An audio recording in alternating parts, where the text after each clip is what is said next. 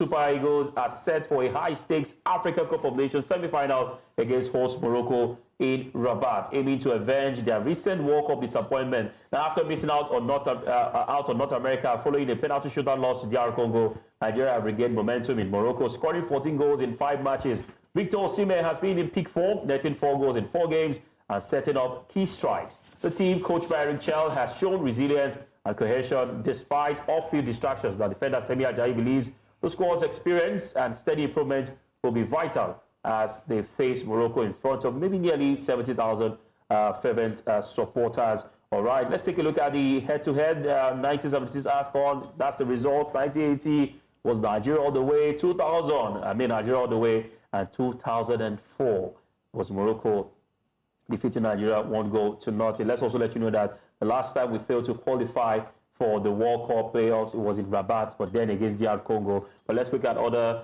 last 5 games. Nigeria's last 5 games, Nigeria 2 against 1 against Tanzania, 1 against Tunisia, 1 against Uganda. It's been wins all through for Nigeria in the last 5 games, and for Morocco, similar situation for them. But joining us from Rabat, he's been to Fez, he's been to Marrakesh, and his current base is Rabat. He's our sports correspondent, Udoka Ojoko. Welcome to the show, Udoka.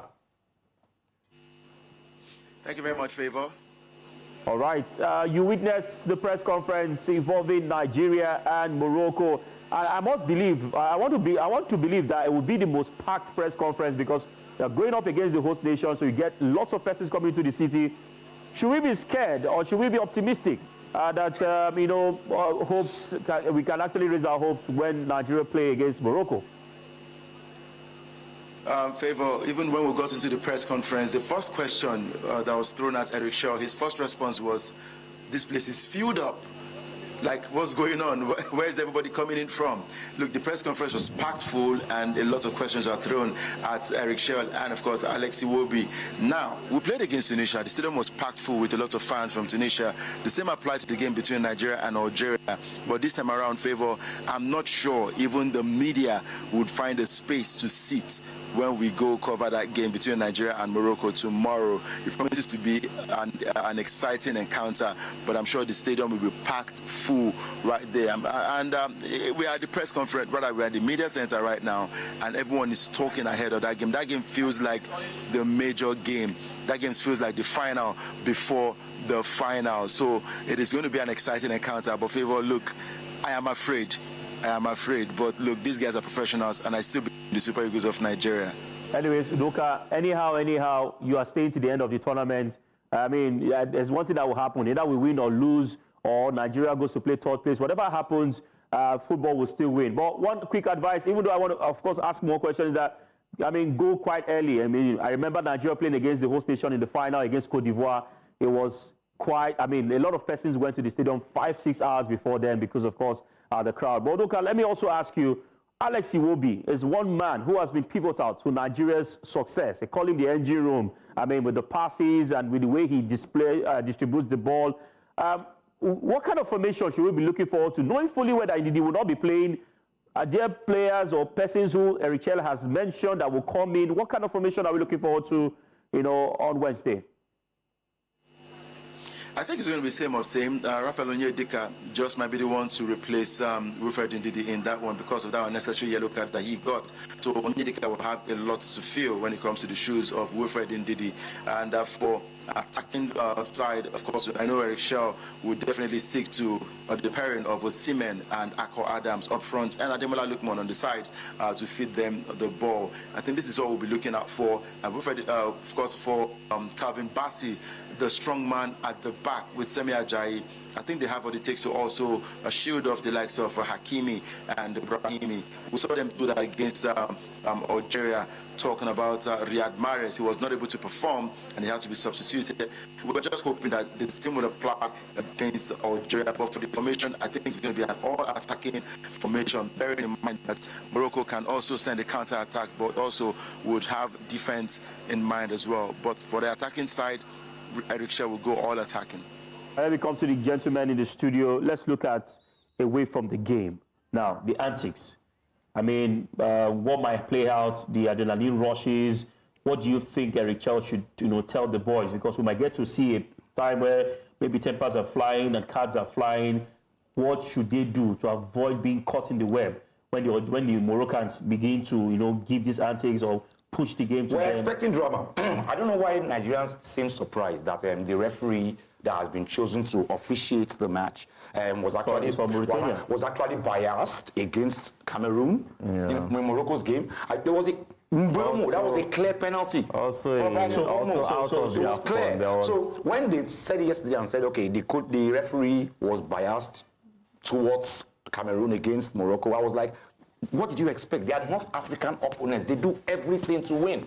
Everything behind the scene. I told you about the Nations Cup I covered a few years ago in North African nation. There was a Nations Cup qualifiers. They took the media far away from the hotel room. And then they put our players in a hotel room upstairs. And then they had a marriage ceremony downstairs throughout the night.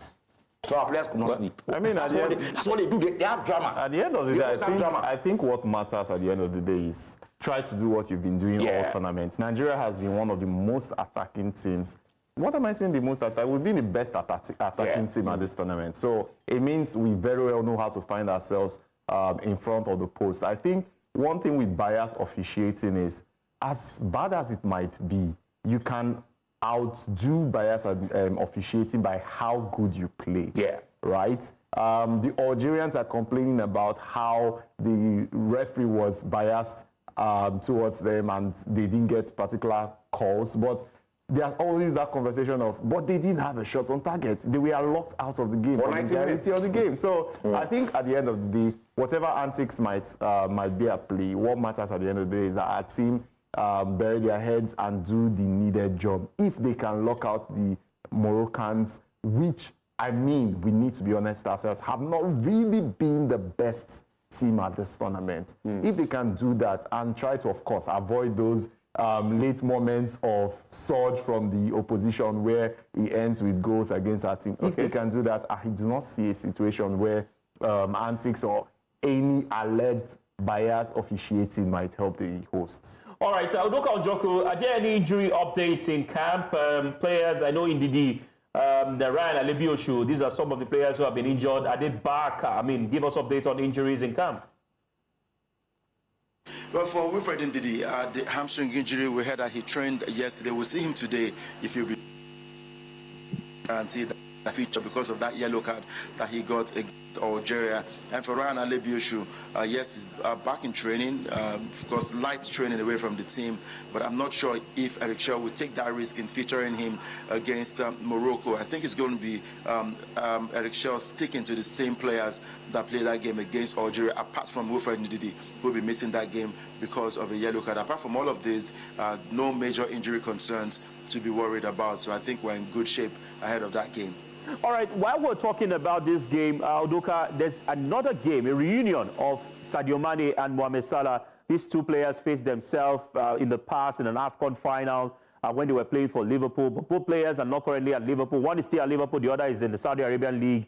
What should we look forward? What should we be looking forward to in Tangier when these two giant nations, who of course have shared AFCON trophies, when they meet on Wednesday? Favor, look, the semi-final fixtures is a mouth-watering one. It is a money-making semi-finals for CAF. Now, Egypt to take on Senegal. We have Sadio Mane playing against his former teammates at Liverpool in Mo Salah. And, of course, these two sides have won the tournament before. They would also want to replicate history, to repeat history right here in Morocco. Now, for Sadio Mane, a legend with Senegal, this might be his last AFCON. He has not said that yet, but this might be his last AFCON. Maybe he plays next year, and then the 4-year AFCON that will come, he might not feature. But it's looking likely that this might be the last AFCON for both Sadio Mane and, of course, Mo Salah. And again, they definitely want to win this AFCON for themselves and for the country. Egypt, Nigeria versus Morocco, the same thing applies. Eric Chelle wants to make a statement with the Super Eagles team. He has been on a 100% record since this tournament started. He wants to make a statement up until the final, hoping to lift the tournament. Victor Osimhen and Ademola Lookman, all of them want to make a statement and put their names in the sands of time. The same applies for Morocco, with Brahimi and Hakimi wanted to place their names as major legends of Moroccan football. So it promises to be an exciting encounter in all of these games that will go down. Egypt versus Senegal, very tough to call, but firecrackers all over the place because Sadio top. All right, Udoka, thank you very much for joining. We'll allow you go now so we can, have you back and fresher ahead of the training session that goes down later this evening in Rabat. All right, gentlemen, Egypt against Senegal. I know, yes, the game is on Wednesday, but that's another game that might look like a final before a final. And two players who may just be calling it the end to their international career, but we don't know yet. But Salah has been pushing his team. Sadio Mane also has been pushing his team.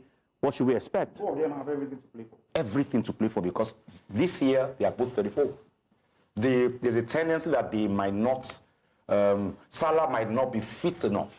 Sometimes in football, your name doesn't always play for you. Salah might not be. Salah was fitter than he is now a few years ago. Sadio Mane was fitter than he is now a few years ago. And so they are 34 years old. Nobody's going to beat their chest and say they are going to be in the next Nations Cup. But they have everything to play for, because they know this might be our last Nations Cup. Salah more than I was going to say that more than Mane, everything to play for, because I mean Mane has won the trophy. Salah has, since Egypt had their run and got their 7th title, Mo Salah has been in 2 finals. True. I mean, the conversation about the very controversial conversation with the Liverpool legend that happened just before the AFCON, where he called out Salah and said he has not won an AFCON. Yeah. We tend to forget that this man has helped his team to 2 finals. It would be so heartbreaking if it happens a 3rd time. And somehow, I do think that's my final. I do think it's Nigeria and Egypt. Right? Nigeria, Egypt I think it's Nigeria. I think it's Nigeria, Egypt final. So, we're not going to give you money now, so in case it doesn't happen, it would be sad for Salah should this happen a 3rd time. It would be so heart-wrenching that Salah came close this number of times in his time, and it's the one trophy he's not been able to win. But I mean, if it's against Nigeria, obviously no, I would not be supporting him. But I think Salah has a lot to fight for, and I do not think this would be going Senegal's way this time. All right, gentlemen, before we go, the Gabonese government has lifted the ban imposed on Pierre-Emerick Aubameyang and Bruno Ekoulier Manga, and these sanctions introduced after the Panthers' disastrous AFCON outing. They've been forgiven. Go and see. Come on. Why is Gabon behaving like this? It was ridiculous in the first What did he expect? It was ridiculous. As in, you can't give what you don't have. Just Gabon have what it takes to win this kind of AFCON with these teams there and these players. I think it was more the performance in the tournament. It was not the fact that they were expecting to win. I think the fact they got knocked out at a time they didn't expect to get knocked out. All right. Teams are not Côte d'Ivoire, Cameroon. Who do you want to play?